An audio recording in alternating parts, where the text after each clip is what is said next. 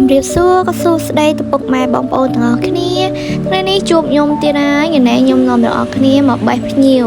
ហើយសម្រាប់ទីតាំងភ្ញៀវនោះគឺនៅខាងខេត្តបាត់ដំបងណាបើហានិយាយចំទៅនៅខាងកន្លែងគេជីនារីខាងអូដំបង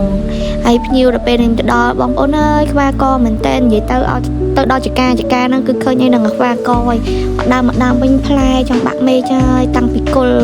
តាំងពីនៅក្រោមរហូតដល់លើហ្មងណាហើយសម្រាប់ខ្ញុំទៅនេះគឺមានគ្នារៀងច្រើនដែរមានម្នាក់ទៅឡើងបេះទៅម្នាក់ទៀតឡើងថ្ពួកឡើងថ្ពួកអីចឹងណានាំគ្នាបេះអីចឹងទៅខ្ញុំវិញអត់សូវមានប្រយោជន៍ម៉ែនេះបាទថតវីដេអូហ្នឹងឯងដើរភ្លក់អូមកនិយាយបើភ្លក់វិញគឺភ្លក់សឹងគ្រប់ដើមភ្លក់គិតលុយឯងគិតលុយតែយើងបេះយកមកថ្លឹងគីឡូឯណាភ្លក់អស់ហើយយកមកឆ្អែតហ្មងនិយាយទៅអត់បានទៅដល់ចកាដូចថាអញ្ចឹងគឺដាក់មកឆ្អែតហ្មង